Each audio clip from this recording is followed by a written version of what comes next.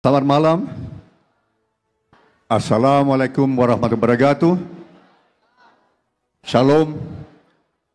Om Swastiastu, Namo Buddhaya. Salam kebajikan, Rahayu, Rahayu, Rahayu.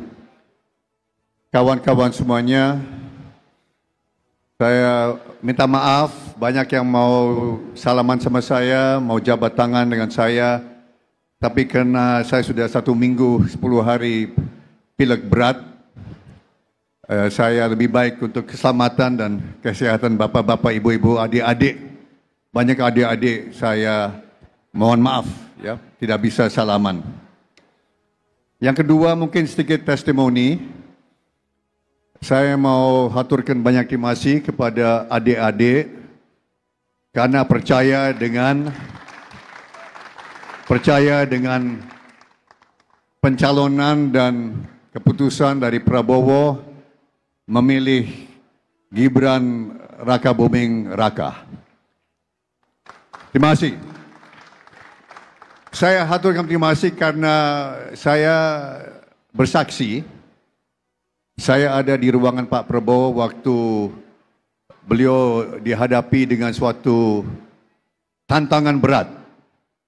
Bahwa terus terang saja banyak penasihat-penasihat Pak Prabowo termasuk penasihat survei, ada beberapa penasihat survei mengatakan kalau Pak Prabowo memilih Gibran pasti akan kalah.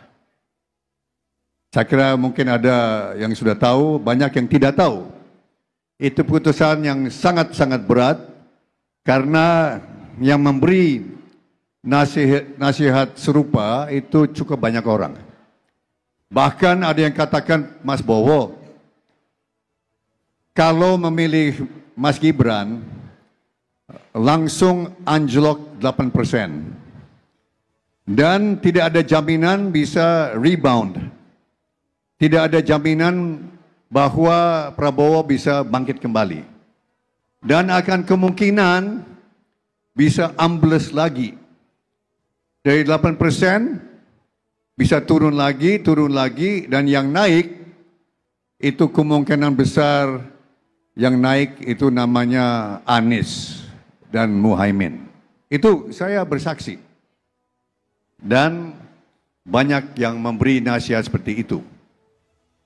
Tapi Pak Prabowo katakan bahwa realita di Indonesia, di tanah air kita, 56% dari populasi Indonesia terdiri dari anak-anak muda. Gen milenial dan Gen Z dan mungkin gen-gen lain. 56%. Dan di sini ada kesempatan emas untuk menuju Indonesia emas. Kita ada calon yang bisa mewakili generasi muda. Calon generasi muda yang bisa mewakili generasi muda. Dan kalau generasi muda tidak diberi kesempatan, kapan lagi? Kapan lagi? Dan kalau anak muda, dia katakan, karena Prabowo adalah orang yang belajar dari sejarah. Prabowo adalah kutu buku. Dia pernah baca 2-3 buku per minggu. Setiap minggu bisa 2-3 buku. Dan dia belajar sejarah. Ternyata dalam sejarah Indonesia ada anak muda yang luar biasa hebat.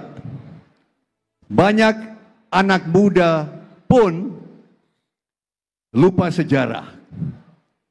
Bahwa pernah dalam sejarah Indonesia pada waktu keadaan genting, ada anak muda berumur 29 tahun yang waktu itu namanya Sudirman. Dan pada usia 29 tahun yang kita sekarang memanggil Panglima Besar Sudirman, pada usia 29 tahun menjadi Panglima waktu itu TKR, Tentara Keamanan Rakyat. Betul ya, Mas Budiman? TKR, 29 tahun. Dan banyak sejarawan menilai tanpa adanya Panglima Besar Sudirman belum tentu Indonesia bisa merdeka. Karena waktu itu Pak Karno dan Pak Hatta, Bung Karno dan Bung Hatta sudah ditahan oleh Belanda. Dan tidak ada figur yang setara dengan mereka.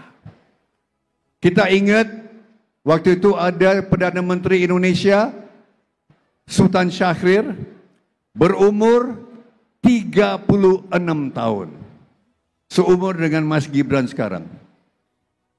Dan waktu itu Panglima TNI, sudah jadi TNI waktu itu, tahun 48, Indonesia hampir dipadamkan. Tapi Panglima Sudirman dengan umur 32 tahun, beliau memutuskan tetap berjuang untuk kemerdekaan rakyat Indonesia. Dan waktu itu dengan satu paru-paru karena yang satu sudah mati, tidak bisa dipakai lagi. Beliau berjuang, dan dengan perjuangan beliau dan Tentara Nasional Indonesia dan rakyat Indonesia, banyak terdiri dari anak-anak muda, kita bisa bertahan sehingga dunia internasional mengakui ketahanan bangsa Indonesia. Beliau, Panglima Besar Sudirman, meninggal karena penyakit TBC dengan umur 34 tahun. Sekarang beliau dikenang sebagai Panglima Besar, tapi justru banyak anak muda tidak tahu bahwa dia sebetulnya anak muda. Banyak anak muda pikir dia umur 50 tahun, 60 tahun. Karena sekarang jenderal-jenderal kan banyak umur 50 tahun, betul? Itu